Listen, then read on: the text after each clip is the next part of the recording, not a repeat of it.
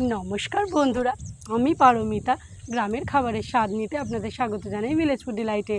আজ বাজার থেকে নিয়ে এসেছি পমফ্রেট মাছ। মাছগুলো দেখুন, বেশ বড় সাইজ আর একদম টাটকা। আজ এই পমফ্রেট মাছগুলো দিয়ে বানাবো একটি সুস্বাদু রান্নাটা কিন্তু আপনারা শুরু থেকে শেষ পর্যন্ত দেখবেন, আশা করি ভালো লাগবে। মাছগুলো দিয়ে তাহলে এবার কেটে নিই।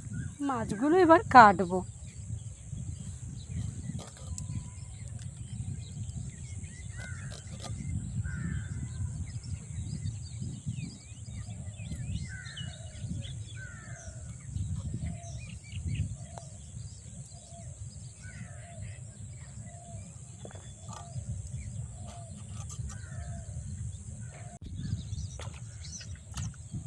মাছ কাটা হয়ে গেছে, এবার এগুলো পরিষ্কার করে ধুয়ে নেব।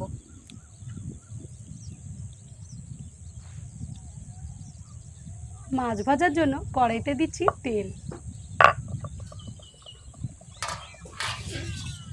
তেলটা ভালো করে গরম হোক, আমি ততক্ষণ মাছগুলোতে নুন হলুদ মাখিয়ে নিই। নুন,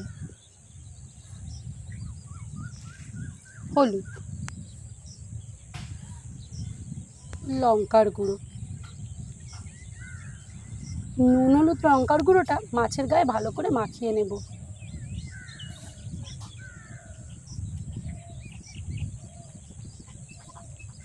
আদা রসুনটা বেটে নেব।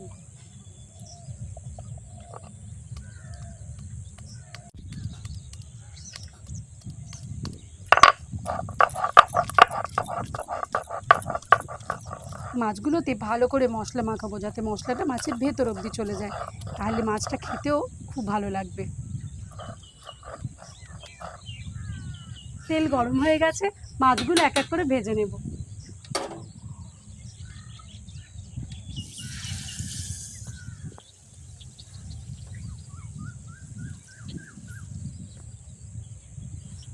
পেঁয়াজটা বেটে নেব।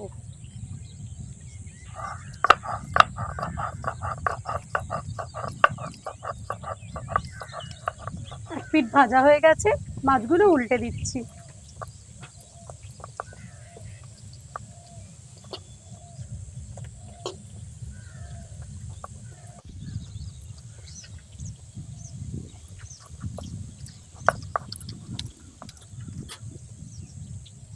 দেখুন মাছগুলো কি সুন্দর ভাজা হয়েছে, এবার তুলে নেব।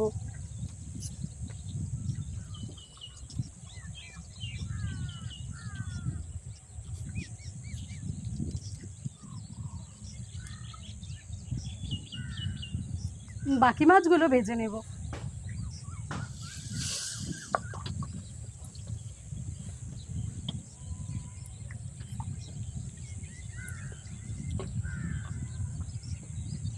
টমেটোটা বেটে নেব।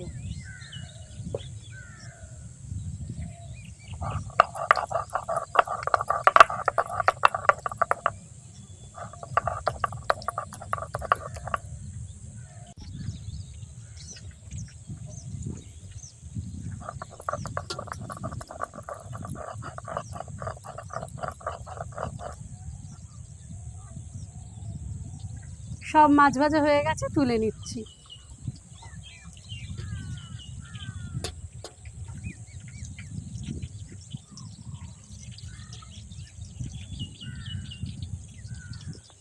এই মাছ ভাজার তেলে ফোড়নে দিচ্ছি গোটা গরম মশলা, শুকনো লঙ্কা, তেজপাতা।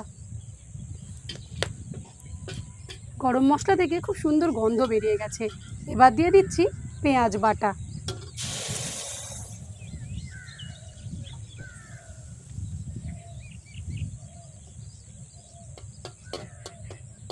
পেঁয়াজ বাটা থেকে দেখুন কতটা জল বেরিয়েছে। এই জলটা মরে যাওয়া পর্যন্ত পেঁয়াজটা ভালো করে ভাজবো।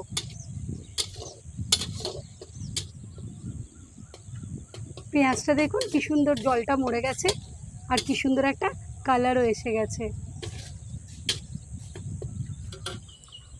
দিয়ে দিচ্ছি আদা রসুন বাটা। পেঁয়াজ আদা রসুন ভালো করে ভেজে নেব, যতক্ষণ না আদা রসুনের কাঁচা গন্ধটা কেটে যাচ্ছে।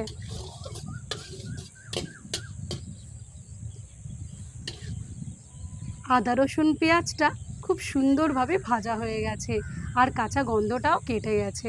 এবার বাকি মশলাগুলো এক এক করে দিয়ে দেব। হলুদ, জিরে গুঁড়ো, ধনে গুঁড়ো, কাশ্মীরি লঙ্কার গুঁড়ো, অল্প জল দিয়ে মশলাটা কষিয়ে নেব।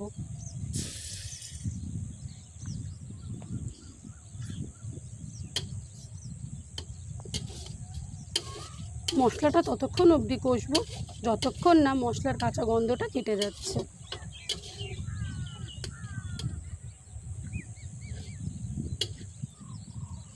মশলাটা দেখুন কি সুন্দর ভাজা হয়ে গেছে। এবার দিয়ে দেব টমেটো বাটা।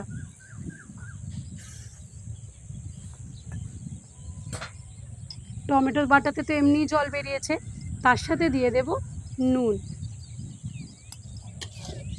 মশলা টমেটো বাটাটা এবার ভালো করে কষিয়ে নেব।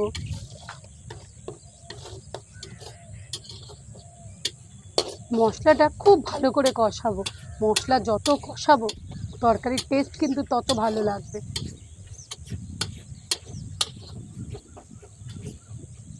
আমার ভিডিওর রান্নাগুলি যদি আপনাদের ভালো লেগে থাকে অবশ্যই কমেন্টে জানাবেন, আর চ্যানেলটি সাবস্ক্রাইব করতে ভুলবেন না কিন্তু।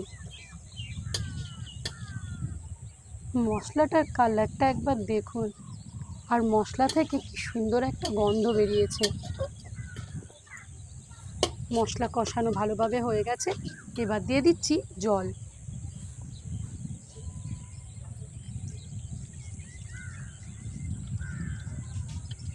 জলটা দিয়ে দিয়েছি, এবার জলের সাথে মশলাটা ভালো করে মিশিয়ে নেব।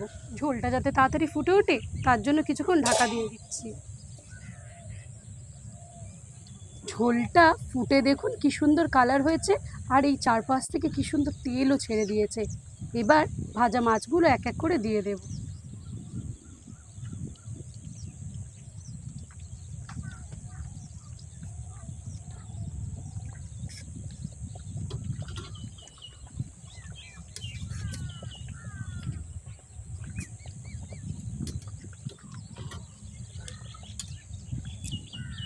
উপর থেকে ছড়িয়ে দেব গরম মশলার গুঁড়ো। আবারও কিছুক্ষণের জন্য ঢাকা দিয়ে দিচ্ছি। ঝোলটা ভালো করে ফুটিয়ে নেব যাতে গরম মশলার ফ্লেভারটা তরকারির মধ্যে ভালো করে মিশে যায়। এবার ঢাকাটা খুলে দেখব। পমফ্রেট কারির কালারটা শুধু একবার দেখুন, চারপাশ থেকে দারুণ তেল ছেড়েছে, কি সুন্দর একটা গন্ধ। দেখতে এত সুন্দর হয়েছে, খেতে না কত সুন্দর লাগবে।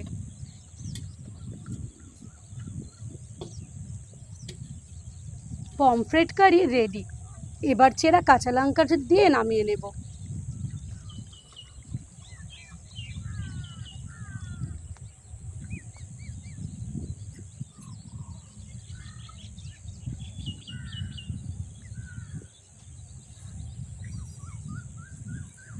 পমফ্রেট কারিটা কি সুন্দর দেখতে হয়েছে না মা? হ্যাঁ, খেতেও খুব ভালো হয়েছে। একটু লঙ্কা মারি। দেখো আমি খেয়েছি, ভালো লাগছে, খুব ভালো হয়েছে।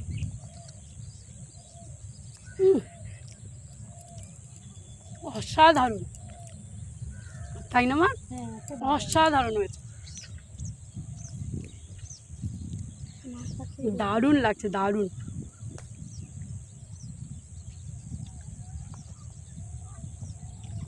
মাছটাও খুব ভালো। বাড়িতে না বানিয়ে খেলে এর স্বাদ কিন্তু আপনারা বুঝতে পারবেন না। ভিডিওটা দেখে অবশ্যই বাড়িতে বানাবেন। মাছটাও অসাধারণ, দারুণ দারুণ স্বাদ কিন্তু মাছটা। হ্যাঁ, খুব ভালো হয়েছে।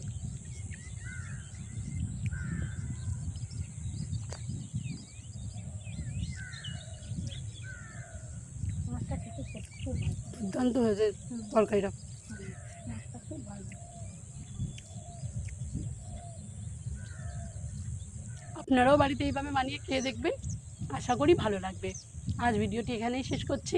আমার ভিডিওটি যদি আপনাদের ভালো লেগে থাকে চ্যানেলটি সাবস্ক্রাইব করবেন, অবশ্যই বাড়ির তৈরি খাবার খাবেন, সুস্থ থাকবেন, ভালো থাকবেন। ধন্যবাদ।